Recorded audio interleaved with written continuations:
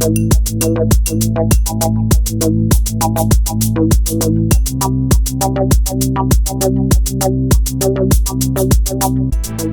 back to Push to Smart. Today, we're going to be looking back at some of our favorite sequels. With most of the biggest games being preceded by a number or a subtitle, what sets the best sequels apart from the pack? In our quest for the best, we found that good sequels improve upon their predecessors while great ones invigorate them. A good sequel might perfect a winning formula or turn it inside out. This week, we're highlighting 5 games that do just that.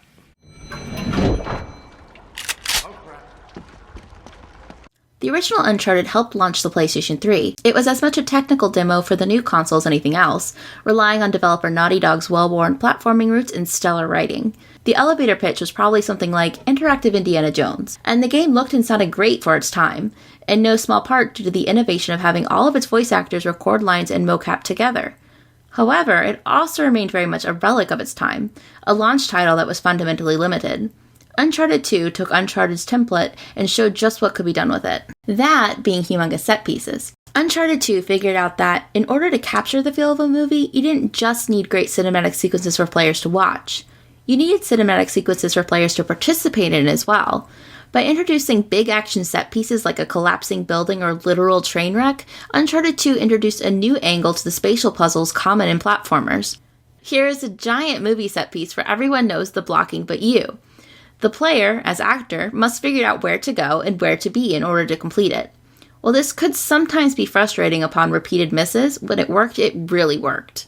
When Nathan Drake incredulously yells, "Holy crap, did I do that?" in response to a collapsed tower, he's saying it with the player. At its best, Uncharted 2 feels like the tightly choreographed impression of barely controlled globetrotting mayhem of the best Indiana Jones films. While later sequels got away from the tightly bit with a wandering plot, Uncharted 2 stands as an impressive marriage of cinema and game. Inquisition. It's showtime, girls. Back in 2003, Final Fantasy was a series of loosely connected games with stories, systems, and mythologies that circled each other but never quite touched. Final Fantasy X-2 changed all that as an honest-to-goodness sequel. It continued the adventures of Final Fantasy X's heroine, Yuna, as she deals with the consequences of her own world-changing actions. Final Fantasy X-2 was a sequel I never knew I wanted. After the faith-shattering events of the original game, Spira is left to pick up the pieces of a world that once revolved around a false religion. Many JRPGs end with a final battle against a godlike figure, or actual god, but rarely do we get to see the fallout of what this means for the people who populate the game world. The world was opened up via a mission system that allowed you to help the citizens of Spira and see them change over the course of the game's 5 chapters. The game implicitly encourages you to revisit side characters in each chapter to resolve their story as well as the main conflict. These missions show the far-reaching effects of Yuna and the player's action in the original game, and gives the player the opportunity to help the people of Spira on their new path. Final Fantasy X-2 has a markedly lighter tone than its predecessor. This is most evident in the game's dress spheres, a unique spin on the class systems established in Final Fantasy V and Tactics that is equal parts J-pop and 90s girl power. While the game dabbles in camp, the hero at its center, Yuna, refocuses it. In Final Fantasy X, Yuna was shown as capable and selfless, a hero who would do anything in her power to help those around her. From a young age, she was prepared for a pilgrimage that would ultimately lead to her death. After the events of Final Fantasy X, Yuna is given a life she never expected to have, and Final Fantasy X-2 is the exploration of that life. Throughout the sequel, we are shown time and time again how Yuna redefines herself in the face of an ever-changing world. After the bittersweet events at the end of Final Fantasy X, there was nothing quite like experiencing Yuna's journey to chase after her own happiness, and maybe just make the world a better place in the process. By the time Resident Evil 4 rolled around, we kind of knew what to expect from the iconic horror series, namely zombies. But Resident Evil 4 surprised everyone by not even having those. By dropping the zombies, the tank controls, and the set camera angles that defined its predecessors, Resident Evil 4 reinvented a genre. Unlike his exploits in Raccoon City, protagonist Leon Kennedy is no longer scraping by. He's armed to the teeth and ready to blow through a village full of monsters. Enemies are fast, and so is he. Changing the way players in Leon fundamentally read and moved through the space meant Resident Evil 4 needed to find new ways to scare us. Enter fantastic sound design and quick, reflex-testing challenges that ended in delightfully gruesome deaths when failed. Unfortunately, while it laid the foundation for a future genre, it's also firmly rooted in the politics of the time. 4 ushered in a new, even more conservative perspective into the world of Resident Evil. Where Resident Evil and its first 2 direct sequels still played the Clinton-era politics, Resident Evil 4 was firmly W-push.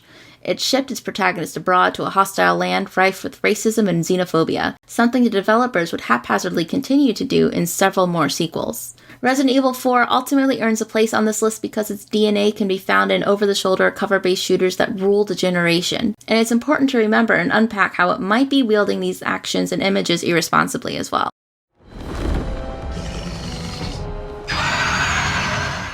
There is no blight to Vanquish in Dragon Age 2. The final boss is not an old god who has taken the form of an evil dragon. The sequel set aside these iconic genre creatures and conflicts to make room for a far more intimate story that gave priority to personal stakes.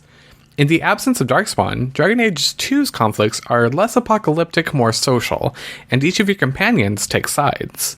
Like in the first game, characters will approve of or disapprove of your decisions. Dragon Age 2 takes this a step further by introducing a rivalry system. Now, with a system that allowed characters to disagree but still be friendly, players could potentially explore a greater range of relationships. You could vehemently disagree with Fenris on mage rights, but still respect each other, or romance each other, thanks to the choice to make all companions romanceable to both playable genders. Characters grow independently of the player. Throughout the game, you'll see their professional lives progress, like Aveline's rise to Commander of the Guard, or Anders' positioning at the head of the Mage Rebellion. Where Origin's companions were responding wholly to you, Dragon Age 2's have motivations outside the relationship with Hawke. Motivations that can often take precedence and alter the course of the game. These upgrades give the player a sense of authorship that is unique to the sequel, which other sequels have not yet been able to replicate. What a nightmare. Before we get into this, yes, Silent Hill 2 is arguably the best Silent Hill has to offer. It sets a precedent for storytelling, but not necessarily on its merits of being a sequel. For that, we're looking at Silent Hill 3. While the previous games established the tone for the series, Silent Hill 3 acts as more of a direct sequel to one of the previous games, the original Silent Hill. It continues the story of Cheryl Mason and the cult that haunts her from the original game, and its genius lies in the fact that it doesn't necessarily tell you any of that from the onset. Silent Hill 3 might have a big glaring number 3 in its name, but it's more of a stealth sequel than anything else on this list. For all intents and purposes, protagonist Heather Morris appears to be an original character ready to star in her own adventure. It's not until several hours into the game that Heather and the player discover the original game's protagonist, Harry, dead in his living room, and Heather's true identity. From there, Silent Hill 3 takes advantage of familiar nightmares, taking you back to locations from the original game and recontextualizing them. Remember that silly gimmick where taking notes was the diegetic sheen for the game's save interface? Well, now those strange red notebooks are actual notes, and Heather and the player can read what Harry was scribbling down while we were busy shuffling memory cards. Silent Hill games are most successful when they marry narrative stakes to what we're doing. For instance, going from A to B becomes infinitely more important when carrying a videotape that could contain all the answers through a run-down haunted hotel. Silent Hill 3 takes this a step further by taking our actions from a previous game and injecting those with powerful new meaning. It turns out Harry was taking notes to help whoever came after him, and that unfortunate traveler happened to be his own daughter trying to find the answers after his death. That's pretty big, and that's something only a game sequel can do. Silent Hill 3 excels at it. These are just a handful of important sequels. Next month, we'll be rounding out our list. In the meantime, we want to know if you could make a sequel to any game, what would it be? Let us know in the comments below, and don't forget to subscribe to keep up to date on all of our latest discussions and the conclusion of the Games Club. Why don't I introduce you to it? It should keep you busy. Can't remember the name, huh? A senior moment, perhaps.